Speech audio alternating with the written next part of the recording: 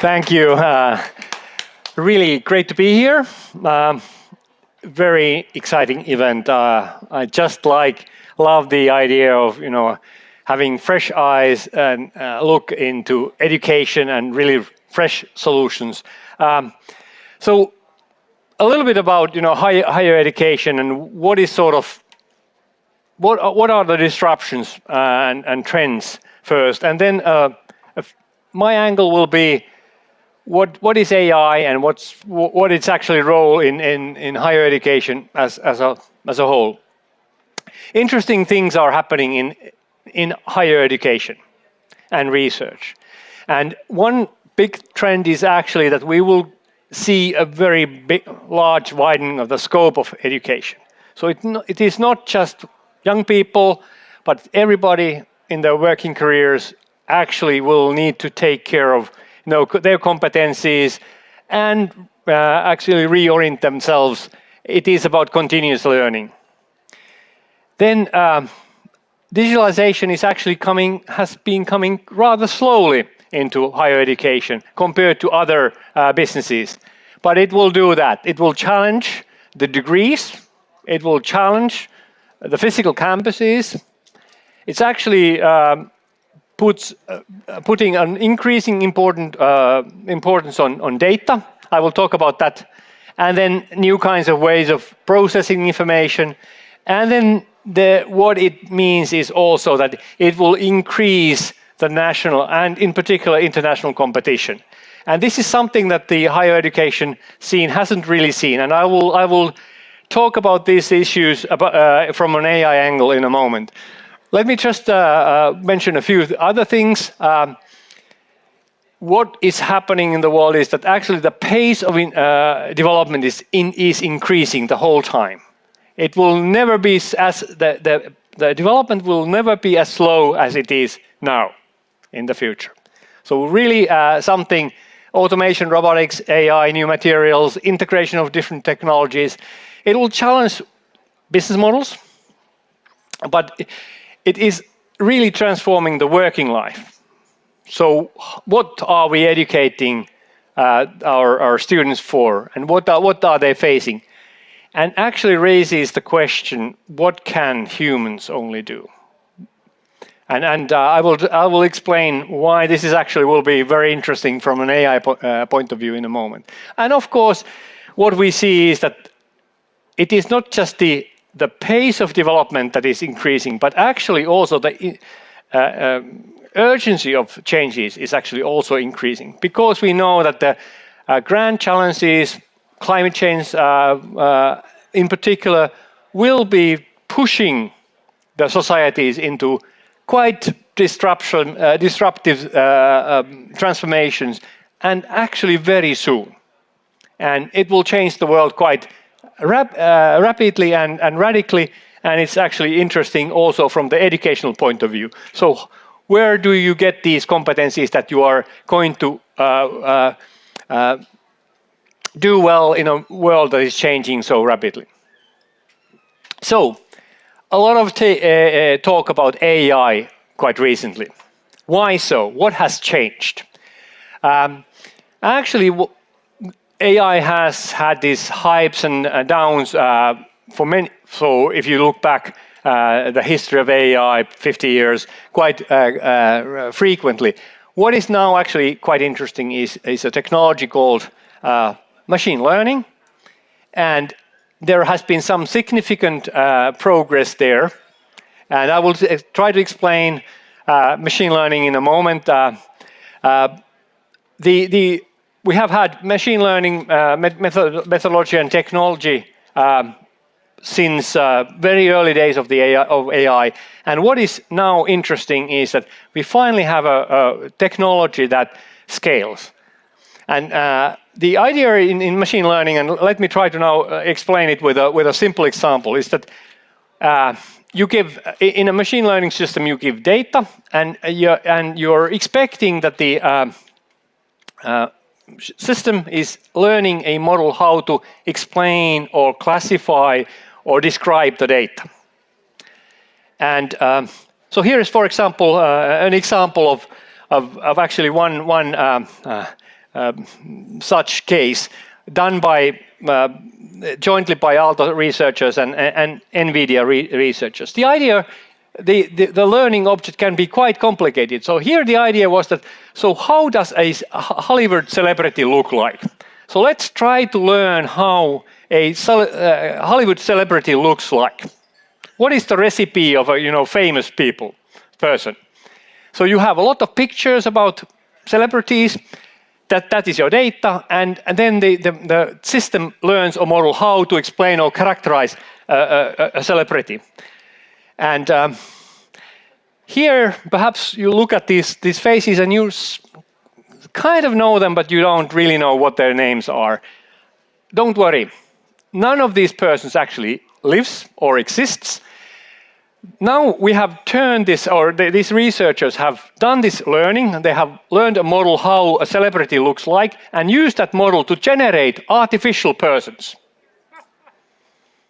So these are completely fictitious persons that have been generated using the model that has been learned by looking a lot of celebrity pictures.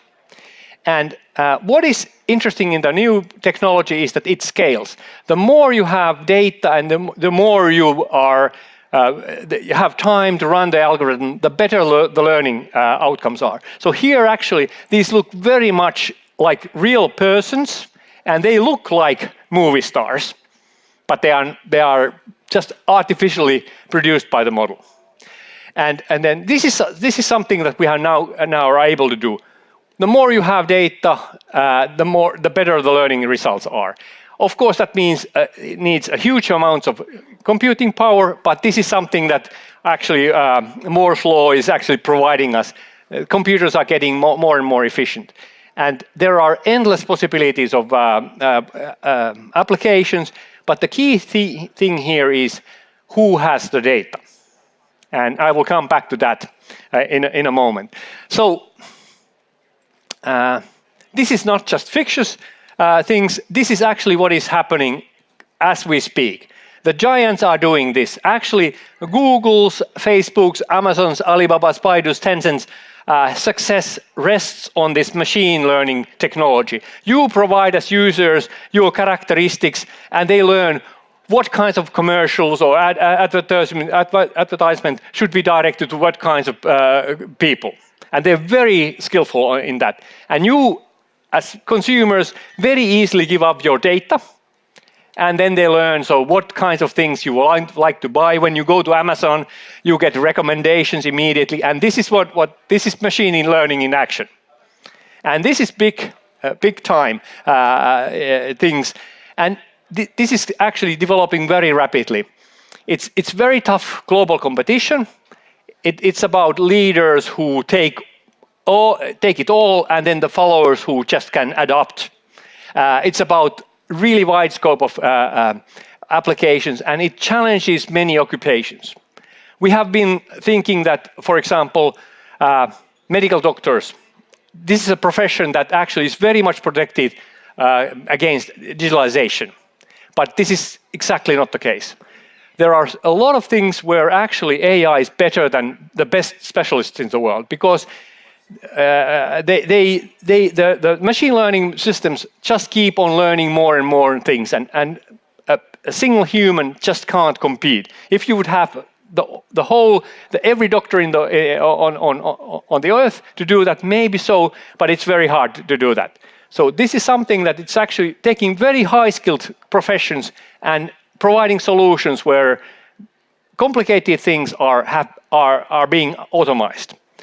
So what does it mean for the society?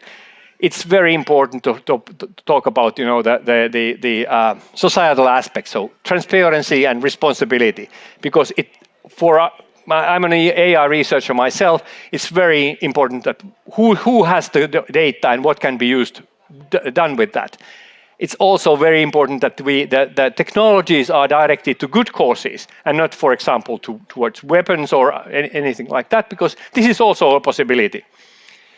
Who is going to ensure data protection and privacy? Different parts of the world have completely different strategies. If you think about Europe versus China, for example, what is the individual privacy issues in different countries. And then it's about responsibilities and liabilities. The smarter the systems become, like self-driving cars, who is actually going to take the blame when there's an accident? So very interesting questions. So let's think about education and research. A few things. I'm not going to sort of empty the whole area, but just one thing that people have learned, that everything that can be digitalized will be digitalized.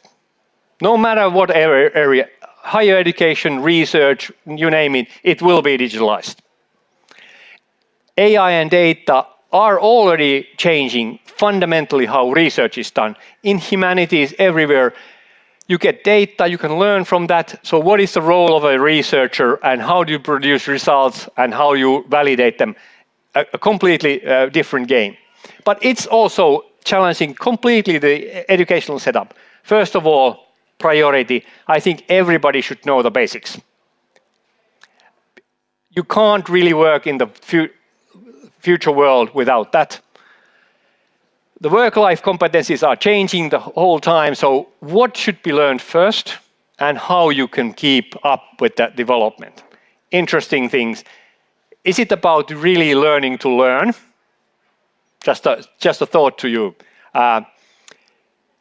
Huge amounts of digital content, applications, possibilities are available. Those will be used for us learners. So what kind of a role do they play in the future higher education system, and how they play out with degrees and universities? An interesting question that is in turmoil at the moment. Then data can be used for medicine, but it can be used for learning. So you can facilitate learning, mentoring, your personalized way of learning, career paths, you name it.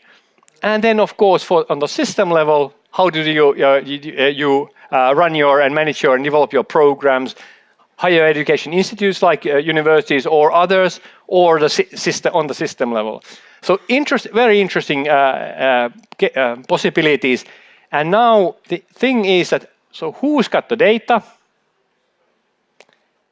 And who can use it, and on what conditions? Because we have the technology to learn from that and produce really interesting things that facilitate learning, but also can actually bring a society forward, or actually leave that society behind.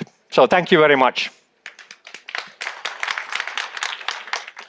Thank you so much, Ilkka, for that. And that was a little bit longer than we thought, but it was so exciting, so interesting. Maybe just a quick question before you leave. Since we have people from the European Commission here, we hear a lot about leadership in AI, global leadership in AI. Chinese are ahead, the Americans are ahead, Europe is behind. Is that really true? Or what are the competitive advantages of European AI, if I can ask you that? I think sort of one thing that on a research level, we're actually very competitive. And of course, what is happening is that the trend of development is different, because in Europe, we're very slow in investing in this. And in the US and in China, huge investments. But I think that what is happening is that they have very much different priorities. I would say that in Europe, we can have this kind of a more human-centric AI with a kind of a good social responsibility and trust brought in. And this could be something that could be a trademark for Europe. Sounds like the kind of AI we want here today. Thank you very much. Thank you. Thank you. Great to be here. Thank you. Thank you. Great to have you here.